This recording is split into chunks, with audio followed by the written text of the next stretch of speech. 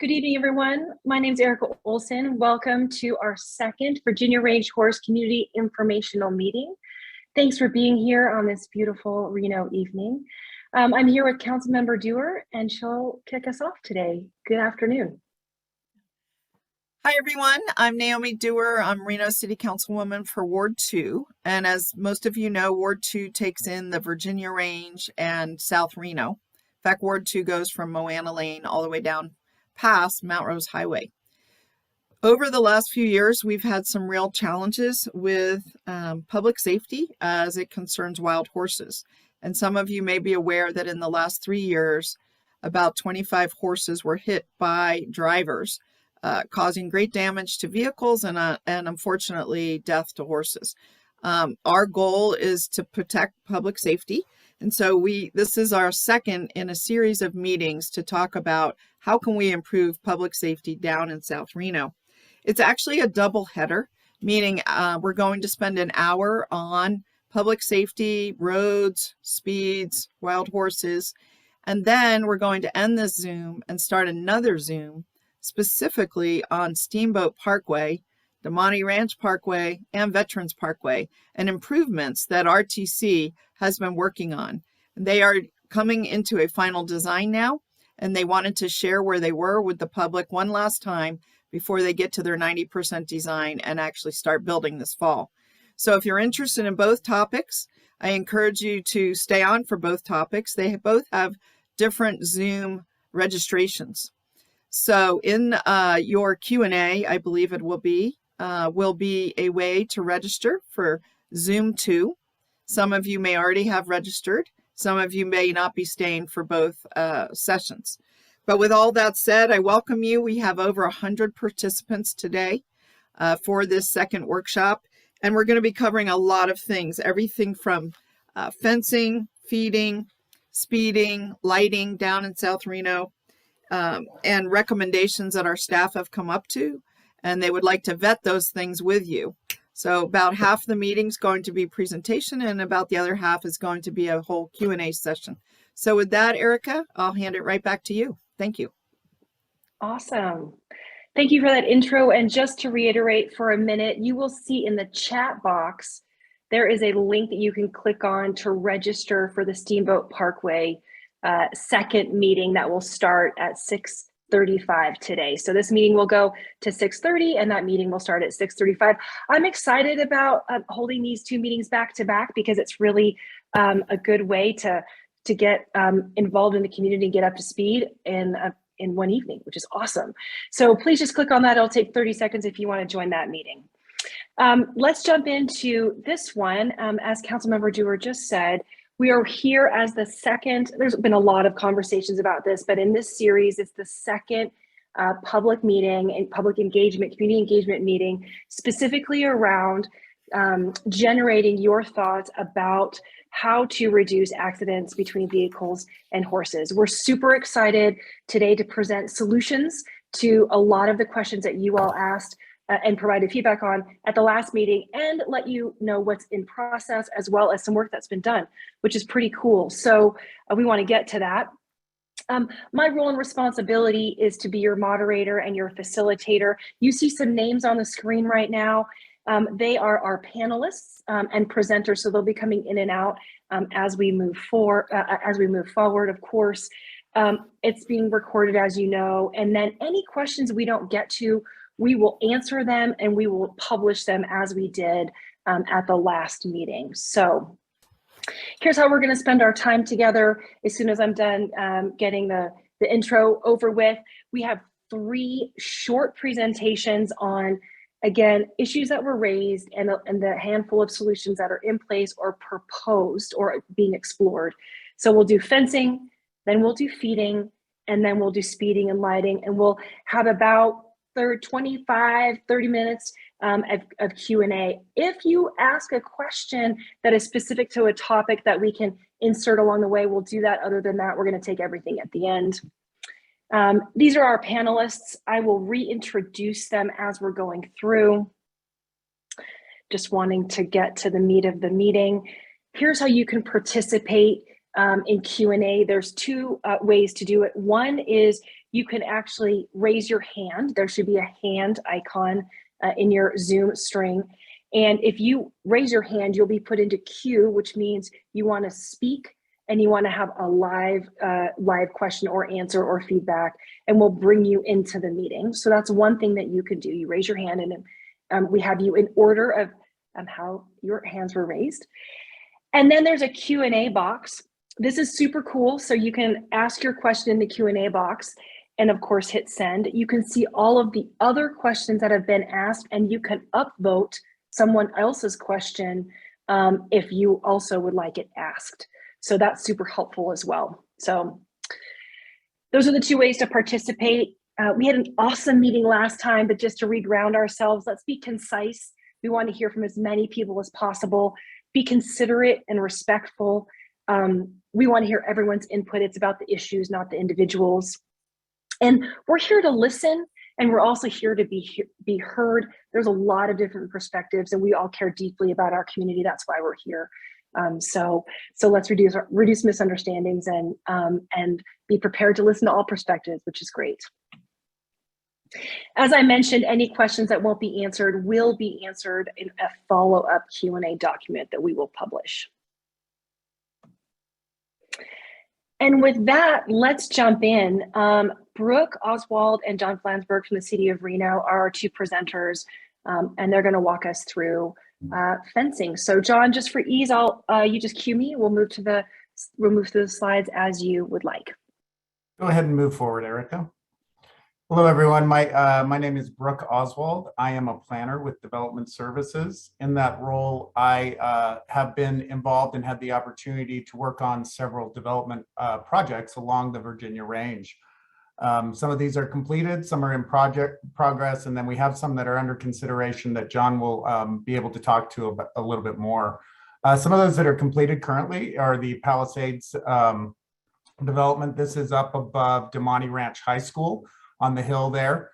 This was one of the first ones I came into about 5 years ago. The conditions of that development required them to fence the entire project and to put cattle guards within the development. What we found with that is that the cattle guards caused incredible noise, weren't necessary, and once we had the perimeter of the project secured with fencing, that the internal fencing wasn't needed and almost became a hindrance if horses were in the street network to get them back up through. So working with Council Member Doerr and city staff, we modified those conditions to remove those horse guards and to remove that fencing. And I say that to start with because what we've done, this is a process and we continue to learn. So it was the best intention at that time that they thought that that was the way to go. A lot of time and effort was put in. But what we're finding is with each one, we're learning more and more, and we're implementing that on the next project. So the next project I worked on is a Daybreak project that's approximately by the intersection of South Meadows Parkway and Veterans Parkway, about 1,000 acres. About 4,000 homes will be going in that area. They have about 2 miles of property that abut the Virginia Range, and they were required through the PUD handbook to fence that prior to any construction happening. We limit grass and turf within the medians and roadways, and also within the residential areas. We limit the turf in the front yard. Additionally, one of the big things we put on that is that the Daybreak HOA is responsible to maintain and fix that fence. So we're taking that burden off the advocates, and that is going over to the HOA.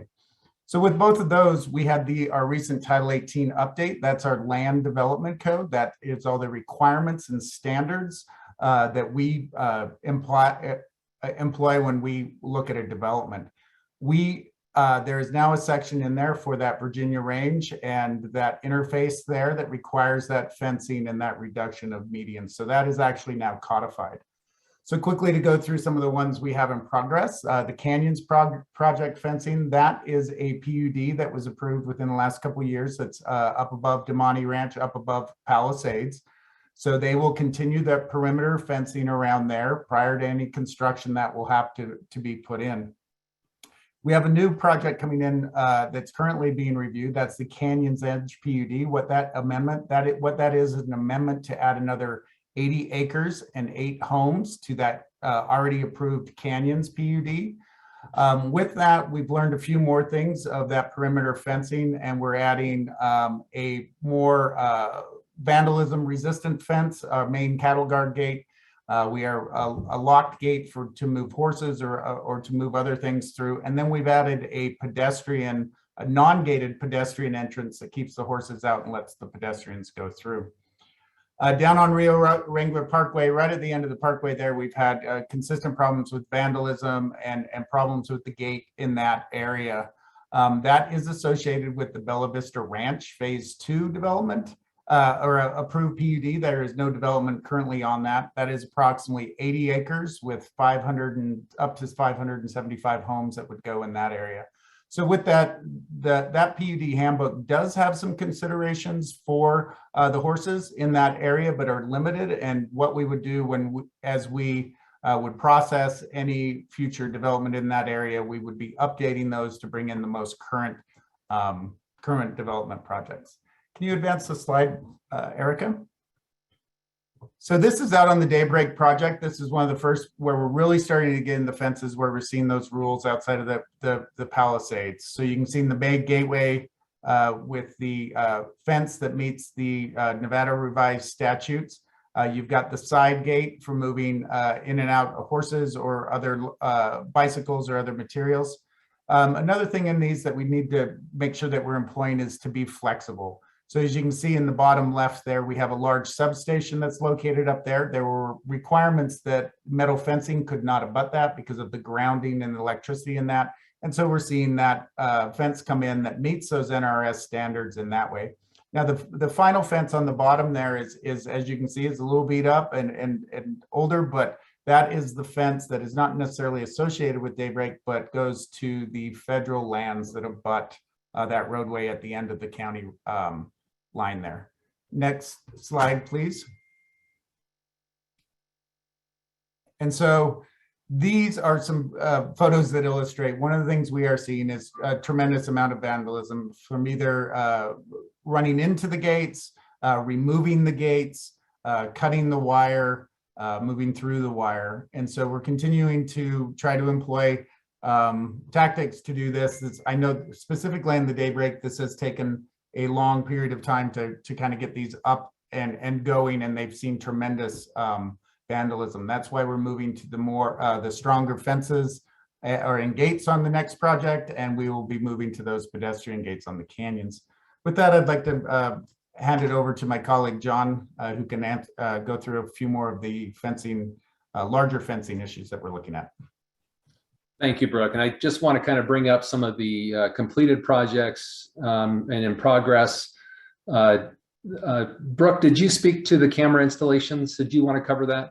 I did not. That is something that we are looking at. We currently don't have anything in play that I'm aware of in any of our development projects. With the development, what we'd anticipate as that land develops, that we're going to see homes and some of that, and we anticipate that we'd see reduction in vandalism once we get more eyes out there. Thank you. And on the under consideration, there were 2 cattle guards that were purchased or ordered, I should say, and purchased from Washoe County. They're expecting delivery any day on those. As far as locations, that will tie into what we look at our overall fencing plan.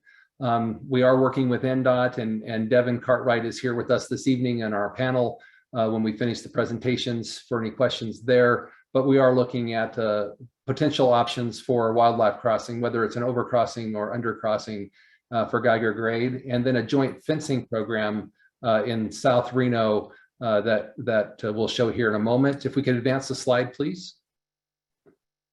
So specifically on this, if you see the cross-hatched parcels, larger ones, those are parcels that are generally would fall within the fence line, and the green line here kind of going down into more of a square, and then as we go from the north to the south on the right side, then across the bottom, and then back over where it would tie in to South Virginia or the extension of Old 395. This is a proposed alignment. We don't know that it's going to exactly follow this. We need to really get boots on the ground, talk to property owners. and see what would make the most sense. But again, as Brooke was talking about the different things that we're doing with development, the new development coming in, that we also recognize that we need to look at how horse and vehicle crashes are occurring on Geiger Grade and Toll Road within the county, and how we might extend that fence down to the south and west. Next slide, please. So that concludes on the fencing side, and we can turn it over for the next portion. Thank you. John, Brooke, thank you so much. And I know there are a couple of questions about some of the items that John and Brooke just presented. We'll take those at the end. I think a couple might be picked up along the way. So no worry, we'll come back to those, everybody.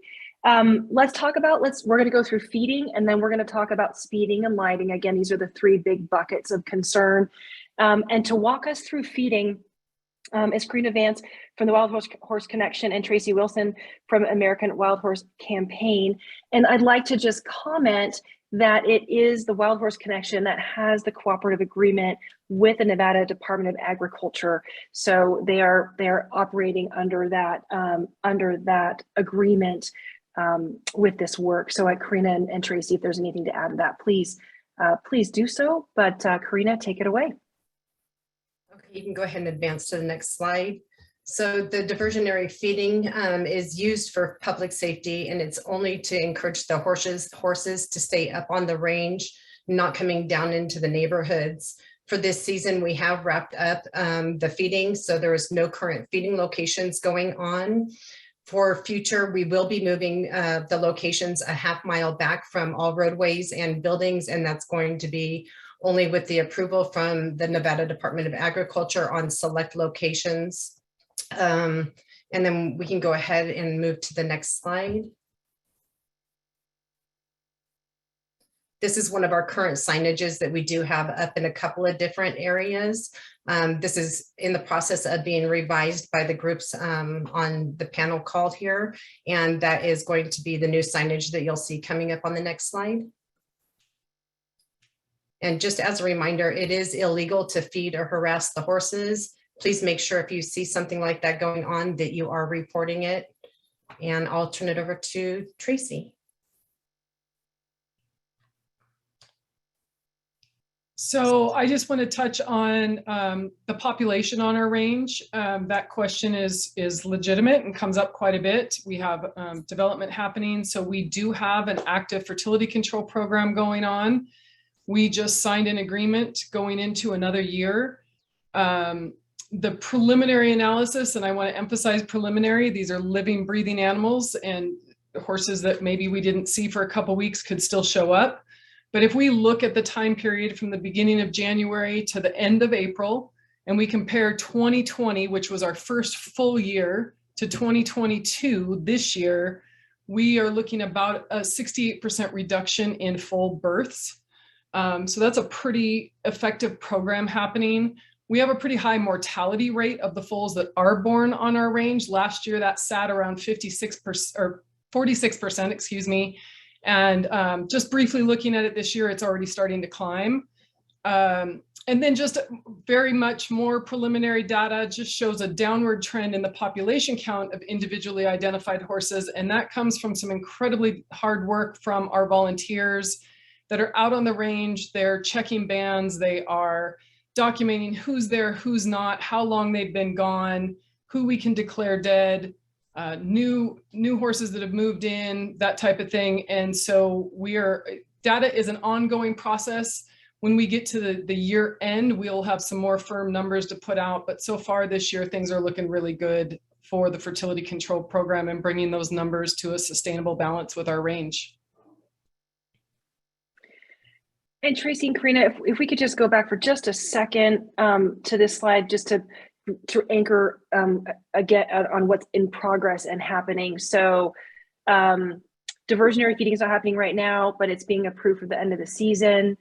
We know they're going to be away from roads and buildings, and then we're going to be replacing the signs with the ones that we just showed. Is that correct? Yes, it is. All the stuff that's happening. Yeah, I believe the city is working on some official signs that will be uniform across, that they will be able to use. And I believe the county's actually been looking at those as well. So It'll help to have some really consistent signage across the area that everybody can see. Okay, awesome. And then we're looking possibly at a public service campaign, depending upon what that might look like. Correct. And I actually believe that is through the city as well.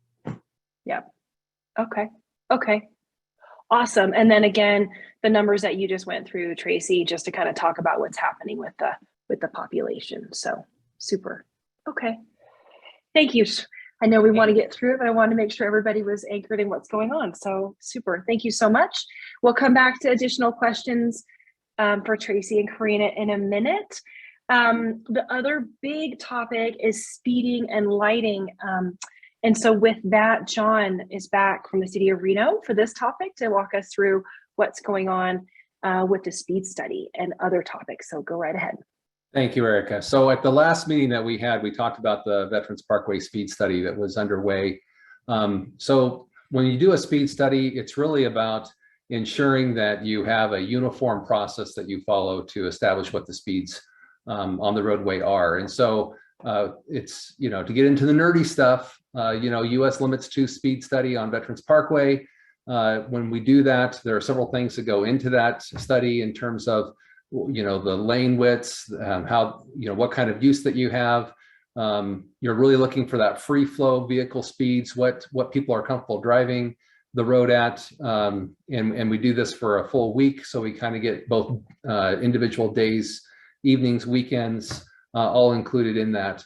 And in that discussion and study, we found that the 85th percentile is what we're looking at. So 85% of the vehicles are comfortable driving at a certain speed or lower, and that speed was measured at about 50 miles an hour.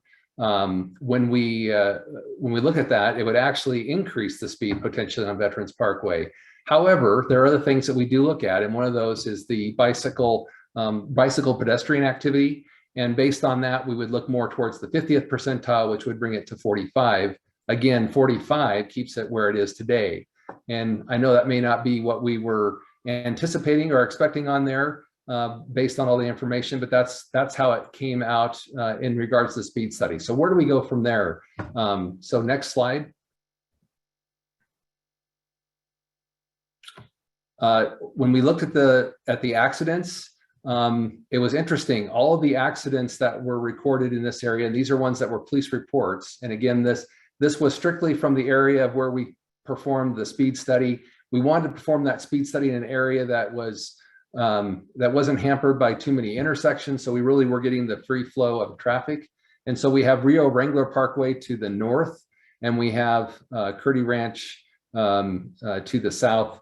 And it just so happens that those yellow stars were accidents that occurred. A horse was not hit, but they were avoiding a horse. In one case, somebody was rear-ended. In another case, the vehicle left the roadway in those crashes. The red shows where there were actual horse collisions. It's interesting to note that in that area where the collisions occurred, there is still homes being built. And so it's curious to note that maybe there was a traction there with the feeding, and that's why we're seeing some of the horses in that area. But in any event, I just wanted to show this information in regards to where accidents were occurred, not just horse vehicle accidents, but in this particular location, that was what came over the 3-year study. Next slide. So what we are able to do, if we have a 45-mile-an-hour speed limit and that isn't going to go down, then we look and say, okay, what can we do to alert drivers to what they're actually traveling to keep them at that 45 or lower speed limit? And that is a speed radar feedback sign. And so we did install 4 of these signs in place, and I'm sure many of you have seen those on many of our roadways. We have these up again to be reminders to traffic on how fast they are traveling. And in this case, we put 4, 1 in each direction from Steamboat to Geiger, that section, and on the north side from Steamboat to South Meadows Parkway. Next slide.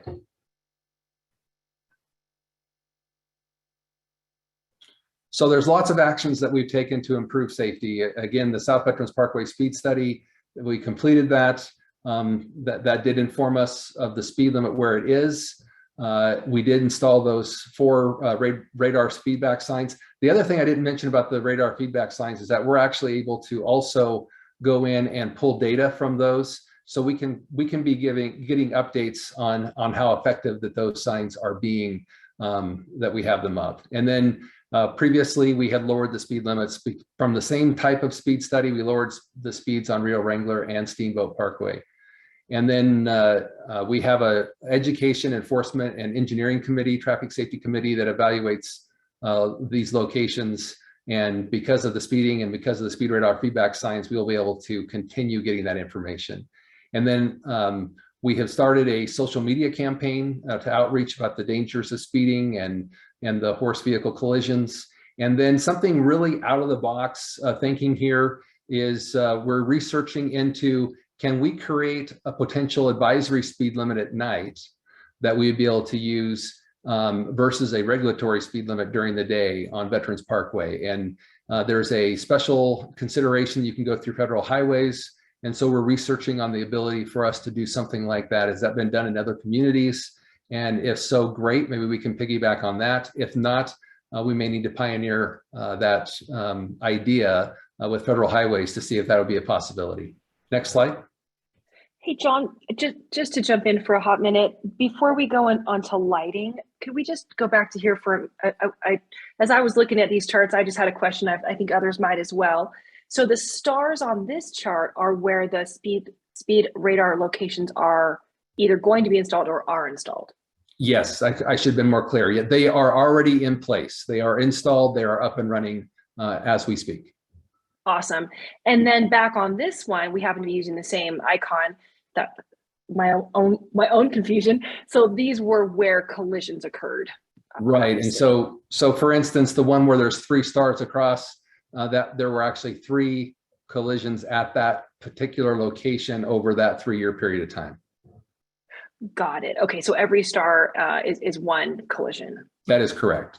And again, okay, to be clear, the only information that we have are those collisions that are reported, that the police respond to. There's a police report that's initiated. So that's the information that we had.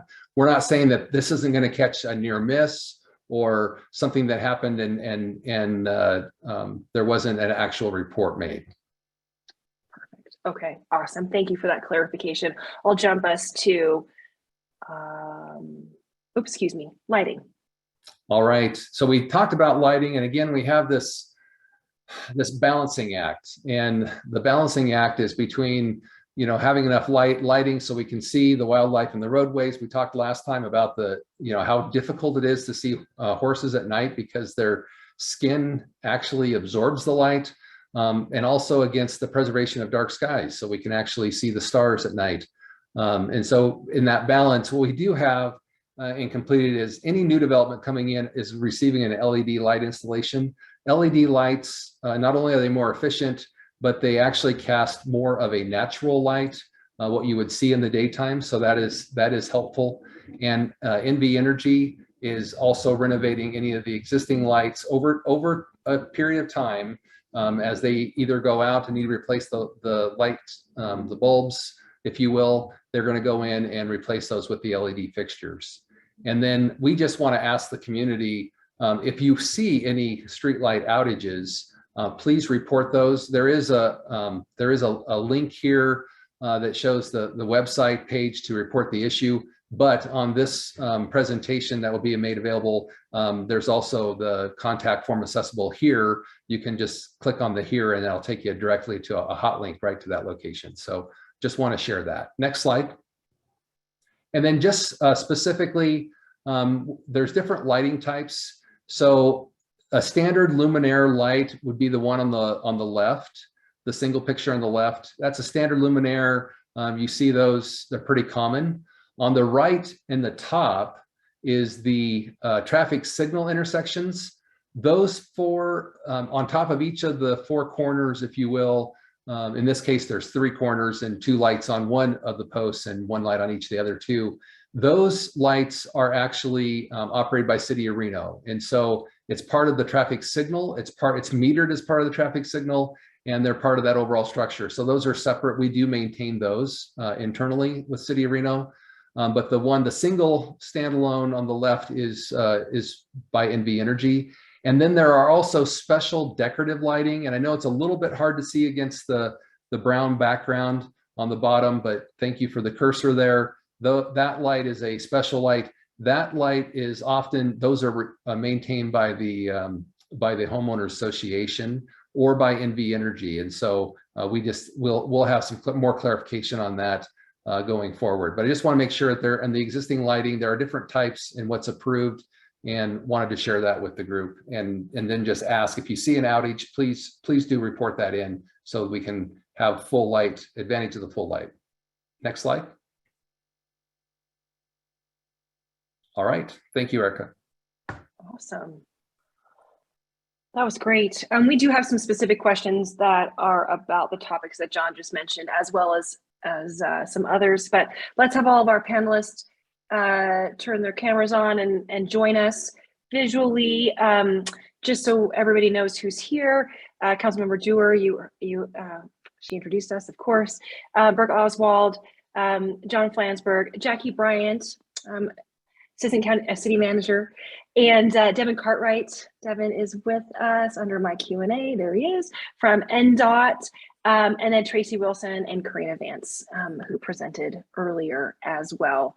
So with that, I am going to just stop screen share so we can see all of you. And we'll take a couple of the questions. Specifically, John, let's just stick with speeding for a minute if we can. This might be outside of this group's purview, but it's worth asking. And Jackie, you might have some thoughts on this too. But just this question related to needing to have more police tracking speeders on Veterans Parkway and Steamboat Parkway. There's some motorcycle police, but not much. Can we get more police surveillance? Sure. Well, I can address that to a point. We definitely work with Reno PD on collaborating, and because of the speed radar feedback signs, we can pull data from those periodically and find out what is the magnitude of the issue of speeding that we're seeing out there. And the location of those speed radar feedback signs are in spots where you would expect to see, maybe higher levels of traffic speed. They're not close like to intersections or things like that would perhaps cause them to show a slower speed. So we will work collaboratively and do work collaboratively with Reno PD on those issues. Awesome. Okay, super. Just to remind everybody, we have Q&A in the Q&A box that you can type in, and everybody can see that. If you open up that panel, you can see it as well. And then you can also raise your hand if you'd like us to join you into the meeting, so you can turn your camera on and your mic and ask your question live. So we have one person that has their hand up there in queue. So if my tech team could bring that individual in, we will take their question now. And that would be Mr. Crumpler. Mark, can you hear us? You might be on mute if you can hear me. So if you could take yourself off mute, that would be great. There you are. Perfect, we can hear you. Thanks for joining us. Go right ahead. I was wondering about lighting on East Lake Avenue, Boulevard in Washoe. Yes, Mark, specific on the question, you're just asking about adding additional lighting on East Lake? Yes, specifically between old 395 and the nursery. That is a little further, like probably about a half a mile south. It's a very dark area. There's been several accidents there involving the horses. All right. So it would be on Geiger Grade, really? It was East Lake Boulevard. Yeah, so further into further south, and we certainly can get that question and work with the entities that have that roadway and see if there's any plans for additional lighting.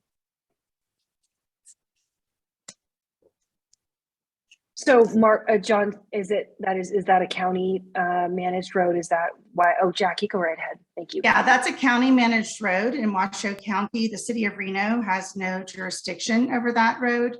However, I am taking the note, and I will certainly report this to the county and ask them if It's they not even Reno. look at that. Thank you. Thank you, Mark. Thank you for being here. Anything else? Also, speeding. I know speeding is a common problem, but it seems like in that area, the speed limit goes from 35 miles an hour to 45 miles an hour. And there's an entrance to the state park there. And it seems like that's excessive speed limit to me. It seems like it should be at least lowered to 35 miles an hour. And you're speaking about East Lake as well again. So, Yes, correct? right there on at the entrance to Washoe, little Washoe Lake State Park. Okay, sir. So I know that Jackie is taking a note on that, and we will get that over to the county and see what they can do. Okay, thank you very much. Thank you for being here. Awesome. So we will move on. Let's stay in the zone of speeding, if you will. I'm not sure who can answer this. Judith Simpson's asking, did most of the encounters between vehicles and horses occur at night? Yes. I will say yes. I mean, Tracy and Karina have reported that of the 17 horses hit last year, all were at night. And I think that's one reason I suggested that our public works folks look at a different speed at night rather than adjusting the speed during the day. And I didn't know about the advisory, versus regulatory. So that's new information. So we'll see where that goes. But that was sort of a compromise. And it looks like Tracy has something. I will say that we did have a daytime bump of a horse. That horse lived, and that therein lies the difference of being able to see the horse and not. The person was able to stop in time that she bumped the horse and it did hit, but that horse didn't die and she did not get injured. Okay. All right, we're going to take a couple of other questions here as well. There are a couple of questions about, forgive me, they just away. There are a couple of questions related to the cattle guards. Where on Toll Road and Ravazza cattle guards, where will they be? And are we concerned just about the use of cattle guards and how that may injure the horses? So Tracy, John, go ahead. Yeah, I'm happy to take that one. So as far as locations, the location hasn't been finalized yet because really we need to know what the overall fencing plan is going to be to make them the most effective.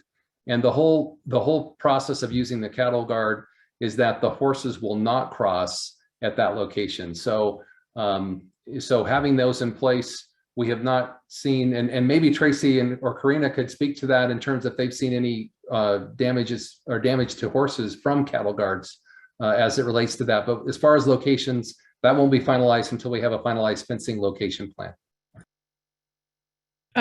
I will just add that we don't have control over the ones that the city or the county puts in, but the ones that we have talked to the developers in the city about and that are now part of the conditions when they're developed on the range, those, and I saw the question on those are outfitted with the rebar hoof stops to keep a hoof from dropping all the way through, which is where you see the more traumatic injuries happen. Okay, super. Brooke, I think you had your hand up, or was it addressed? Yes, Tracy addressed it. I was just going to say any of the new development we have, it does require those hoof stops in that working with the advocates. So that is in place. Okay. I'm gonna keep with speeding in that topic for just a couple more minutes. So 2 questions. One, what about considering reducing the speed limit for big rigs? Is that possible? And while you're answering that potentially, John, There's also a question about whether RPD is ever on Veterans Parkway or Rio Wrangler, or it doesn't seem like they are. So maybe just those two. Sure. So, I mean, obviously the timing of RPD out there, they can go out there and have a presence, and people may miss that they're out there, but they do go out and enforce in those areas. As far as the different speed for trucks, that's something else that we could look at. I will say that in the speed study that was completed, we had a very low percentage of trucks. So there really were not, as far as the longer vehicle trucks, we had maybe a truck or a pickup that might be like a dually with a trailer behind it, like a landscaping company or something like that. There was quite a few of that mix of a vehicle, but not very few larger semi type trucks that you might see doing deliveries to stores or things like that. Okay. Erica, it might be good. This is Naomi, Councilmember Dewar. It might be good too to explain the process. We had a few people join late about the use of chat and Q&A. Yeah. If you could just reiterate that. Awesome, thank you. So there's two ways that you can ask your question or be part of the conversation. So there's a Q&A icon at the bottom of the screen, so you can type in your question and ask it. You can also upvote other questions. You can see some people are upvoting, so I'm going to try to take those first. You can also raise your hand if you would like us to join you into the meeting live, and you can ask your question live. So those are the two ways to participate in Q&A. We have two people that have raised their hands, so I'd like to get to those folks next. So if you could please bring in the next person. And if you're joining us, make sure to unmute yourself. Renee, you are here, and if you take yourself off mute, we'd love to hear what's on your mind. Renee, can you hear us?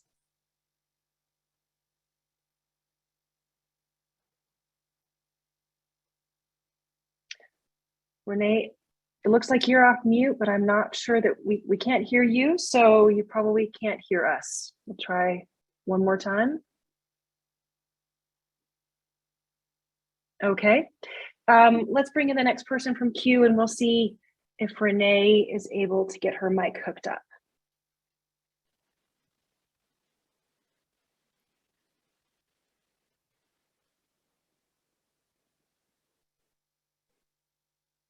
Okay, Kelly, thanks for joining us. Hopefully you can hear me. If you can hear me, unmute yourself and let us know what's on your mind. Is it talking to me? You're talking to us. We can hear you. That's great. Thank you for being with us. What question do you have for the group today? I'm sorry, if you're talking to me, Kelly Hyatt. My question is for the cattle guards on Toll Road in Ravaza, because I know where they would go, because I'm for that 100%. My question is it county or city? Because those two roads are that I know, I don't know if they're privately owned, and how difficult is it to get agreement on putting those cattle guards in there? Thank you, Kelly. So Toll Road is a Washoe County road, and Geiger Grade is a Nevada Department of Transportation road. And so we are working with our partners and on the overall fencing and how we can ensure that we have a continuous fencing line, much like we're doing on the developments to the north. How can we make that also transfer to the south? So that is the jurisdiction. That's why we need to come together as a region to help solve these problems. Right. Okay. Thank you very much. Thank you, Kelly. Thanks for being here. All right. So I am going to move us to the next, the most upvoted questions, just to make sure that we get those answered before we run out of time. So there's a couple of questions about fencing. Are there any plans to provide new water sources for the horses? The fencing is prohibiting the horses from reaching the places they used to get water. So Tracy, that might be a question for you. Well, right now the horses have access to water. There is potential fencing that would come in that would block that. And that is something that is an ongoing conversation with landowners, developers, and larger scale where can we provide access to natural water? So that's an ongoing conversation and certainly something that we are addressing. Okay. Assemblyman Wheeler, I see that you're on and with us. Thanks for being here. It's good to see you. Thank Anything you. to add on this topic? I appreciate it. Actually, I had a couple of questions because I was on a caucus conference call and joined a little bit late. So if it's okay, I'd like to ask them. Absolutely. Okay, I've got, I was looking at the numbers that I've seen from the state, and I saw 13 different strikes between September and December of last year. Is that correct? On the Reno side? See some That is nods. correct. It includes both city and county roads. Okay, So Toll, Geiger being, county and state roads, and then the city roads being Veterans Parkway and those. okay. And then another question I've been getting from my constituents up in Story County, especially, but a little bit from Washoe. They're saying that the diversionary feeding is still going on. Is that right? Because I thought we were supposed to stop that like in the end of March, beginning of April. What's happening is the horses actually get used up in those, like the Highlands, Virginia City Highlands, for fire suppression. They go up through there and eat a lot of that underbrush. So if diversionary feeding is still going on, I'd kind of like to figure out why. So I can answer that. The diversionary feeding did stop. So there is none of that currently going on. And a lot of the horses that typically would be going up to the Highlands this time of year, they've actually moved a little bit further south and west due to some mountain lion activity that's going on. Okay, when did the diversionary feeding stop? We wrapped it up beginning of April. We started, we cut back on all of the areas, and then we slowly wrapped up in a couple areas that we had some concerns on where the horses were still coming down, but it has been wrapped up for over a month now. Okay, so I can tell them it's the horse's choice, huh? Yes, absolutely. They don't have good enough underbrush up there, is that the deal? I think a lot of it has to do with the weather situation we've had so far this year. The patterns definitely play a factor in that. Okay, thank you. You're welcome. Yes, sir. Any other topics that you wanted to address while your mic is off and you're with us? Not at the moment, no, thank you. Awesome. Okay. There's a couple other upvoted questions, so I'm just going to take them to make sure that we get to them. So is there a wildlife corridor design linking the area north of the old gun club to Virginia Range or other historic traveling routes for the horses? They're always on the move, and it seems like fencing is a Band-Aid. I'd like to address that, if I may, Erica. Please. So Councilmember Dewar here, and this is something that I have proposed for many years, that we actually have some kind of outdoor corridor that would be used for horses, people, walkers, bike riders, runners, dog walkers, etc. Right now, all of the land is private. Some of it is so marked, some is not. But every time people cross that land, they're essentially trespassing. I just talked to our city manager today and asked him, we have a trail planner coming on board through the ARPA funds, through special funds. So they're a time limited position. And I asked him if it's possible to assign at least part of the duties of that position to working on this trail corridor. Because I think at the end of the day, that's something that really needs to happen for the benefit of not just the horses, other wildlife, and humans that would like to use the areas. It's going to take a combination of land donations, land acquisitions, easement identification. There's a whole variety of ways that we can get some of this land into public ownership.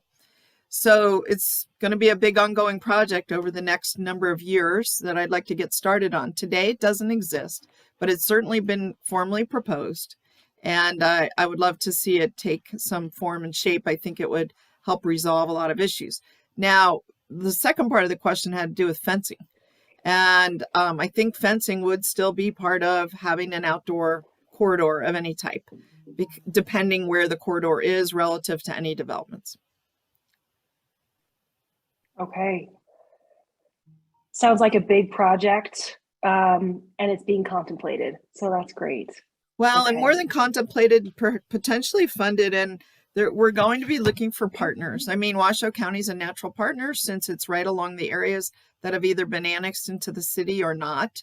So it may kind of dip into some city areas. It may extend past city areas into county areas. So it's going to take coordination from all the agencies, at least the county and the city, as well as all the landowners. And I know there's been discussion. I've certainly discussed it with some, but we need to do it in a more formal manner than just sort of ad hoc. So that's what I'm looking forward to. Awesome. Okay. So I know we've got quite a few more open topics here, and we've got about 5 more minutes. So I'm going to try to hit a few of them at the same time. So John, I think this might be going to you. So let's just go back to fencing and then we'll do signage. So fencing, so 2 comments. Along Veterans, there is no fencing towards Mira Loma. And then a second question was, when will the new fencing be put in? Will it be before the horses start coming back down into the area? All right, thank you. Take the first question first. The fencing between South Meadows and Mira Loma, we are actually, the City of Reno, acquiring 4 parcels along Steamboat Creek that were part of the parcels needed to build Veterans Parkway. And so RTC is looking to transfer those to the City of Reno. And there is some fencing in that area, but we want to make sure that that fencing is bolstered up between Mira Loma and South Meadows Parkway. So we have a continuous fence line. There is a fence there. We just want to make sure it's in good repair for the needs to make sure we can keep the horses out. And there's some pretty challenging slopes on that portion as you get closer to Mira Loma as well. I'd like to add, I don't know if you mentioned this, John, you know, we've talked for a number of years about potentially transforming that area that touches Steamboat Creek and dry land and BLM lands into some type of wildlife. We'll call it a preserve for lack of a better word, not necessarily a horse sanctuary, but for all wildlife that need to access water. Right now, the way the developments are going, they're going to be fenced out of all the water. And as you all know, Virginia Range is very dry. There are a few seeps or springs. I wouldn't be surprised as our climate changes and development continues, those may cease to express at the surface, be a spring. They may be down there, but maybe not a spring. So we have to continually just think about all the wildlife, not just horses, and what they need. So I didn't know if you had mentioned that opportunity, John. I may have missed it. No, I did not mention that opportunity. Just looking to see what is available and also working to see if there's other plans that can go into place to provide water. And I know that there's been discussions with the new developments as they come in with our development services group as well. So, but that's certainly something that's being looked at of how to ensure we can ensure they're fed, but we got to make sure they can drink too. Okay. All right. And I'm just going to take a couple questions on signage, but before I do, there was a comment about considering discouraging the use of barbed wire in some of the fencing. So that's just a comment to put on the table. Moving on from there for a minute, a couple questions about signage. So one suggestion was, what about putting signage near trees and gullies where horses can pop out anytime? So that's just an idea to put on the table. There's a specific 2 questions related to one, what about horse lovers that are placing signs on the roadway and causing hazards? Why are they permitted to do that? Number 1. And number 2 is education related to gate closing. How is that going to happen? So let's take those 2 questions and then we'll wrap it up. So the first one was what horse lovers and signage in the roadways. So I would just say that anytime you have folks that are going out and putting signage in the roadways, that's an area we should be looking at because they're seeing that there's a need there. Of course, we don't just want some ad hoc signage up. We want to make sure it's the standard signage, that it has the right kind of posts. There's a bunch of safety things that go involved in terms of making sure the posts are breakaway and aren't going to cause other issues, but in the right size and the right reflectivity. But I would say that if we're seeing that out there, those are great locations for us to actually look at of where we can put in some permanent signage for the horses and work together with all of our groups. And if someone has some specific locations that they'd like to see some signage, would love to have them put that into a question or the chat, or provide that information to us so we can actually investigate those. And if it's not a Reno road, I'm sure Washoe County and Nevada Department of Transportation would also like to know that. You know, Awesome. and And I I'm think gonna- we're at the point that we kind of want to wrap up this meeting, and there are some fantastic questions and comments. I want to be clear. Some people are commenting about people are still feeding. Those are obviously not Wild Horse Connection. They stopped. Number two is that there looks like there's a lot of support for this trail, a lot of recognition of need for water, questions about curvy streets, you know, and so on. And so I think the commitment here is that we will all get all of these questions answered. You will receive a email if you participated in this meeting. Once the Q&A are completed, you'll receive a message that it's available. We're planning a follow-up meeting in the fall. In the fall is when the horses are on the move, starting August, September timeframe. And so we want to make sure that it's front and center on people. I did hear some different numbers about horse strikes. The number I had been working on for last year was 17, but there was a number mentioned about 13. And so I think we'll plan to put a chart together so we can all have the same accurate information. I so appreciate everyone's participation, and I know everyone on this Zoom does. You had about 10 staff here. We're very committed to this issue. We want to get these issues resolved. We want to make Reno a better place, a safer place to live. And if you're a South Reno resident, we want to bring that quality of life, and we want people to be safe. So I'm going to have to sign off because we promised we would. But if you do want to join the other meeting, make sure that you've registered. And again, maybe Erica, you could say again how to register for the other meeting. Yep, I'm just going to wrap us up with a couple other key points as well. So thank you for that. Before we go to the next meeting, the information's on the screen. If you have other questions, please submit them to reno.gov/horses. We will answer all of the unanswered questions and publish those as well, as Councilwoman Dewar just mentioned. And we'll be back here in the fall. In the chat, not the Q&A, but in the chat is a link to register for the RTC meeting. That's the meeting that's happening at 6:35. If you click on that, you put your name, your email in, it'll send you a dedicated Zoom link. It's a different Zoom link because it's a different group of people that are hosting that, but you'll see Councilwoman Dewar and myself over there. But you do have to get a dedicated link. So just click on the link that's in the chat and you'll get the Zoom link sent to your email straight away. So on behalf of the City of Reno staff and everybody that's here, thank you so much for your time, and have a great week. And we hope to see you at the RTC meeting. Thank you.